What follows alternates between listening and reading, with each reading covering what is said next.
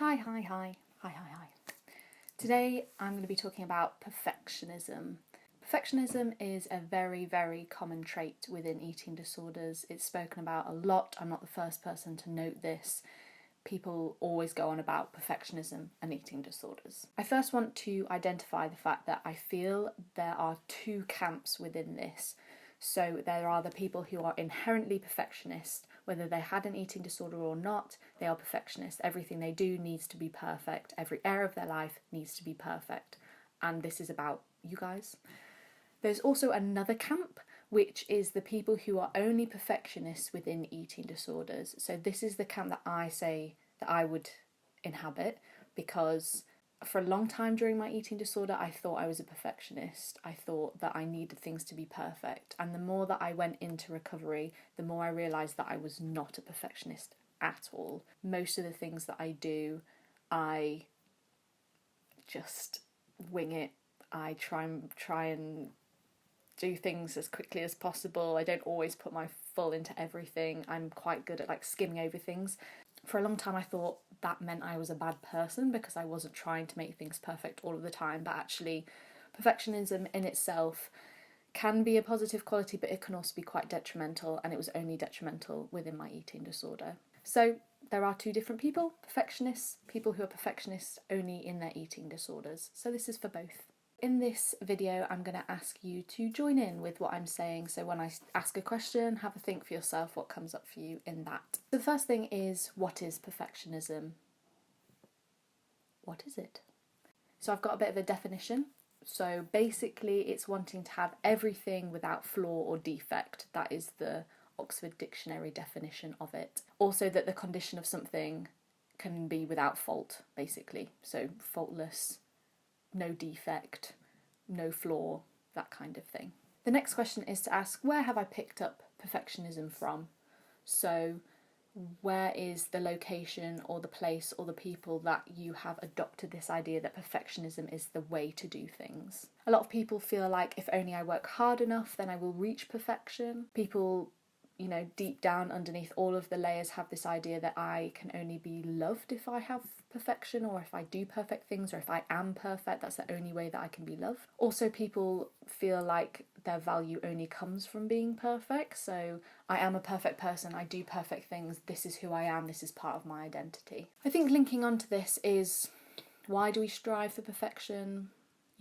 Why is this a thing that we feel like we need to do? So a big thing is that we get little wins internally. We also get little wins externally for striving for perfection. So whether that be in academics or in food or in weight management, we get little internal wins when we do something that we feel is, reaching perfection.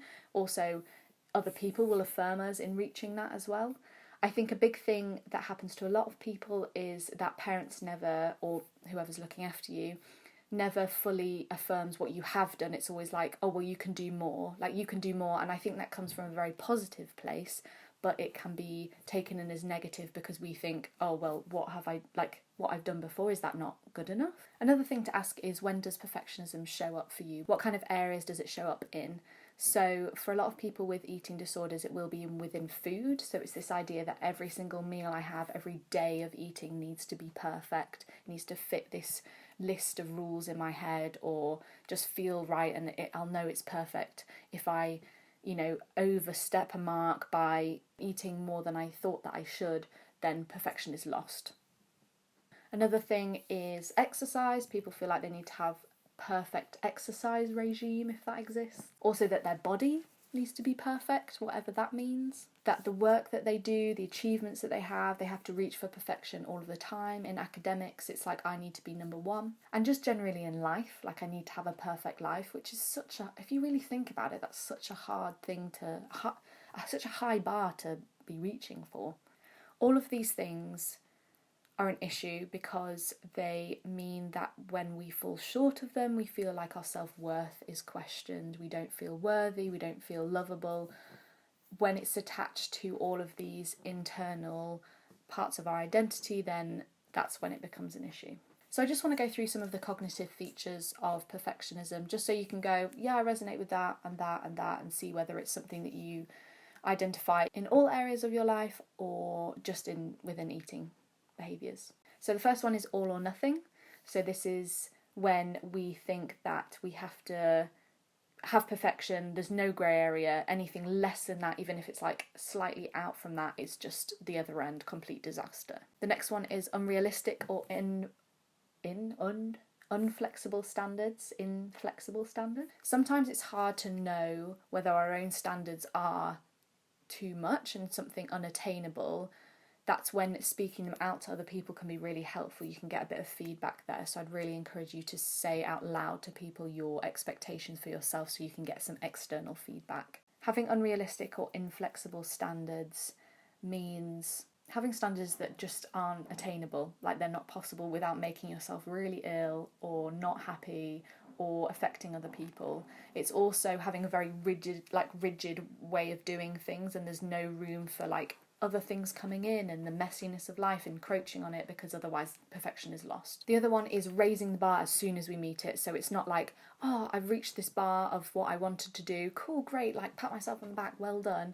It's then like ignoring all of that, right, what's next, looking upwards always of where we can move to next. The next one is, which is less considered, and when I read it I was like, oh, interesting, but overestimating the likelihood of negative events and then underestimating your ability to cope with them. So it's kind of disaster thinking, like if I don't do this perfectly, then terrible things are going to happen, and when these terrible things happen, I'm not going to be able to cope with them.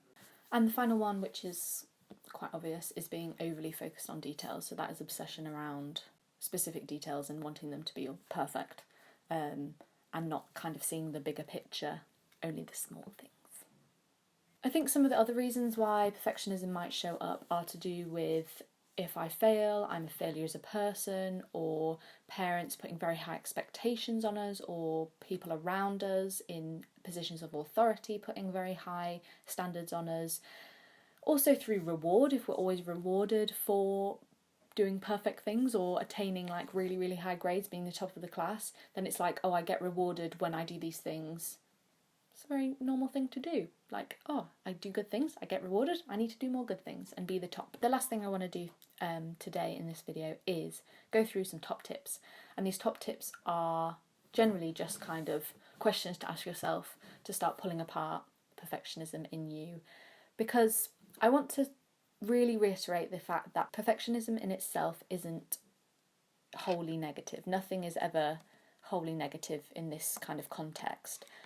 But it's when it becomes so detrimental to our well-being, to our mental health, that it becomes an issue. So the first question to ask yourself is, pick out a standard, a perfectionism trait. Is this helping me or standing in my way? Like, is it helping me actually reach my goals, or is it causing a lot of distraction, just basically getting in the way?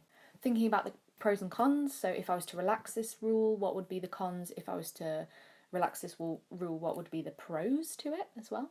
Check out some of your perfectionism myths. So that might be around the idea that the harder I work, the better I'll do, which isn't always the case. Like, to get ahead, I have to be very single-minded. To do anything in life, it needs to be perfect. People can't be happy if they're not successful. These kind of questions. Also, our perception that other people pick up on these things. I think we're so critical of ourselves and so nitpicky, but nobody else looks at that. People look at the whole picture. If you think about other people, you never nitpick exactly specific details. You probably don't even recognise it. But in ourselves, we kind of presume that other people will see that because we see that. Asking yourself, 5 years from now, will I look back on this and be like, I really cared about it or didn't really care about it? I think sometimes future pacing and then looking back can be really helpful to gauge whether things actually really matter or not.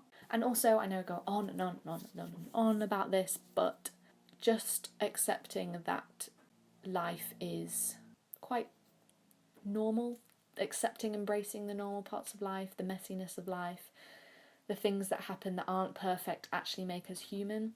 I think a really important thing to think about in this context is, our perfectionism rules, where have we picked them up from, And then, are they actually our idea of perfection, or are they society's idea of perfection? We've often reached outwards and latched onto these ideas that we need to be perfect because we've been affirmed in these ways. We adopt them and then we have to reach these standards. But maybe sitting down and writing down what is your perfection? What does that look like? And shifting it. A lovely friend of mine was talking about when she was drawing, and she used to get so frustrated with a drawing if it wasn't perfect. And one of her teachers said to her, why don't you try and just free it up a little bit and embrace all of the mistakes that happen and incorporate it into the piece of art? And I think that's a great metaphor for life. It's about incorporating the messiness and the imperfection into your life.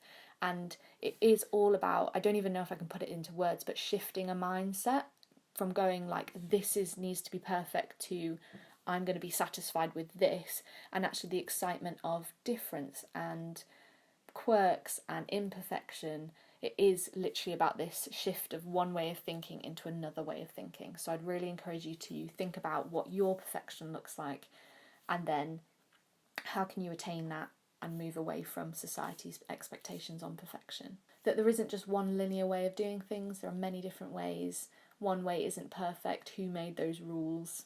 You get to decide. I did find that when I allowed myself to eat more and stop being so restrictive within my diet, that my perfectionism around food began to dwindle. So I used to be very focused on every meal being perfect, really enjoyable, and if I felt like I ate too much or too much of a specific thing, or I should have eaten something else, then I would feel really bad. But because I allowed myself to eat more, I then was able to rationalise these thoughts that, oh, it didn't matter if this meal wasn't perfect because I had another one. It stopped this scarcity mentality of, this is the only meal I have, it has to be perfect. Oh, well, I would remember that, well, I've got breakfast and I've got snack and then I've got lunch and I've got another snack and I've got dinner, and I'm allowing myself to eat all that, so the perfectionism faded. So I'd really encourage you, moving away from restriction really helps with quietening the perfectionism around food. Again, let me know what's come up for you in this. I'd love to hear your thoughts and ideas around it. Thanks for joining me again, and I look forward to seeing you in the next video. Bye.